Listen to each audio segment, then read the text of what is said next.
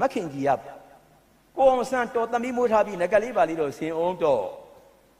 ကျမတငယ်နေရပြယောက်ျားလေးတွေကဂွေးတန်းလန်းလျှောက်ပြေးနေတာဘာမှမဖြစ်ဘူးအောင်ဆန်းဦးပြေးနေလို့အောင်ဆန်းလေးပြေးနေလို့တော်သမီးမွေးထားတာနော်နားပေါက်ဟောင်းတော့မလုံးနဲ့ကျမတို့အညာကနတ်မောက်ကမွေးတာရှင်းအမေလည်းနတ်မောက်ကအညာသူမိန်းကလေးဆိုတာနားပေါက်ပါညာဆင်းတယ်အရွှေလေးပါလေးမရှိဘူးလားမမမရှိတာဟာပြဿနာရှင်းတော့လွဲတာနော်မမရှိတာတမတော်ကာကွယ်ရေးဦးစီးချုပ်ကငါမှမရှိတာတဲ့တော်ပတ်စံလေးပဲဆူထားတာမရှိဘူးလား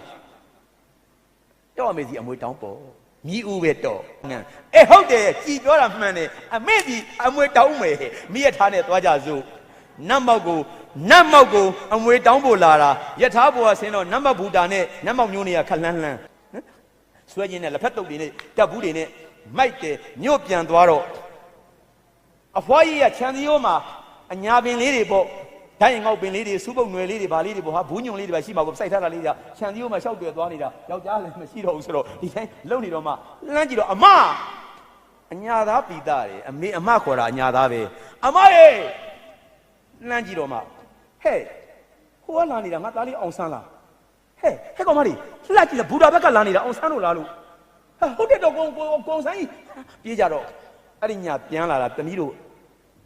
အမြင့်သားကြီးညိုမြရေးတဲ့ဆောင်းမရှာဖတ်ပေါ့အောင်ဆန်းအမွေတောင်းကန်လူတွေကလေးတောင်ချီညောက်ချီကြအောင်ဆန်းစုကြည်တွေဟိုဘက်ပါသွားဒီဘက်ပါသွားကန့်လန့်ရက်ကန်နဲ့ညကြမှာတမာပင်တွေကမှုန့်နဲ့လတာနဲ့အညာလေးအေးနဲ့မြေဘဲပြုတ်ကလေးတွေနဲ့ထမြစ်ဖုတ်ကလေးတွေနဲ့အကျန်းကွက်လေးတွေနဲ့ဘေးဒရိန်မရှိတော့ဘူးမိသားစုကြီးပဲစကားပြောပြီးသူများရှေ့မှာပြောလို့မကောင်းလို့ည10နာရီခွဲ17နာရီခလေးကအိတ်ပွေထားတဲ့အချိန်မှာဘိုလ်ချုပ်အောင်ဆန်းတန်ပြီးအမြဲတမ်းပွေထားတယ်ဘိုလ်ချုပ်အောင်ဆန်းသားတော့မရှိဘူးမှန်လေးမြင်းမြင်ပြီးတော့မှအောင်ဆန်းနင်လာပုံဆန်းတယ်ဗာလေဟဲ့အောင်ဆန်းစုကြည်ထားပါတော့ဒီအမျိုးသမီးထားပါတော့ပွေချင်ရင်တန်းလန်းနေအမွေတောင်းဖို့ခက်နေတာအမမီးကိုကြည့်စမ်းကျုံနဲ့မတူဘူးလားအေးငါနေခင်းနဲ့ငါကြည့်နေတာနင်သမီးနင်လိုပဲနော်မဟာနဖူးနဲ့မိမဖြစ်ပြီးတော့မေးရုပ်ကားတယ်ယောက်ျားမေးရုပ်နှခမ်းပါတယ်ဒီကောင်မပါရရနဲ့ဇတ်တီရလှုပ်ချင်ရလို့ပဲပြောချင်တာပြောမယ်ဆိုရင်နင်လိုပဲနော်မှန်တာထင်အသက်ပေးမယ်ဆိုတော့ဟာမျိုးနင်နဲ့တောက်ခွက်တစ်ခွက်တည်းအောင်ဆန်းရဲ့မဲ့နေတာလေချောင်းနိုင်ကြီးနဲ့အေးနင်လာရင်ကိစ္စငါပြောစုလေးငကပန်ရင်လို့ပန်ရင်မဖြစ်လို့မခင်ကြီးကပြောနေတာပတ်စံမရှိလို့ကြုံပါရွှေလည်းမရှိလို့အမကြီးအမွေလာတောင်းတာတခွန်းနဲ့ပြန်ပြောတယ်မုံရွာသားအညာသားတွေခင်ဗျားတို့လဲတာတေးကြပြီတော့မပေးနိုင်ဘူးတဲ့သားသမီးတွေအများကြီးမိုးထားတာနေငယ်ဆုံးဘာဝင်းအကြီးဆုံးညောင်မတည်မှာပဲလीနော်အကြီးဆုံးနဲ့ငယ်ဆုံးတည်တဲ့အိမ်ပဲလीနော်တိတ်နဲ့မှ2ယောက်တည်တာအာသာနီနေမှာအကြီးဆုံးနဲ့ထိတ်နဲ့အမီးနေပဲနော်ငါဘွေးထားတာတယောက်မှအမွေမတောင်းဘူးအောင်တန်းလည်းမတောင်းဘူးခင်းညွန့်လည်းမတောင်းဘူးဘုံညုံဆန်းအမတ်တယောက်ကမခင်ညွန့်နော်မိဝက်လည်းမတောင်းဘူးမိဝက်လည်းပါတယ်နော်ခင်ဗျားတို့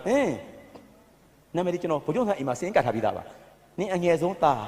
နင်ပညာအတတ်ဆုံးနင်ယာတုအကြီးဆုံးနင်အညာကိုယထာနဲ့လိုက်လာပြီးငါအိမ်လာတာအမေအိုကြီးနင်ရှစ်တန်းအဖေသေးတဲ့ငါရှာကျွေးလာတာမကြီးသီးနဲ့ငါထက်ညက်နဲ့ရောင်းပြီးကျွေးလာတာငါထမင်းငါရှာစားနေတာနတ်မောက်ပြန်လာတာငါချစ်လို့ပြန်လာလဲထင်နေတာနင်အမွေလာတောင်းတာမပေးနိုင်ဘူးခင်ဗျားရလို့လားအောင်ဆန်းငါတရားကြီးမပေးနိုင်ဘူးငါတရွေးနေတယ်ကြီးမနဲ့ကြရင်ပြန်ကြသူရန်ကုန်မရပဲပြန်သွားတာလေခင်ဗျာ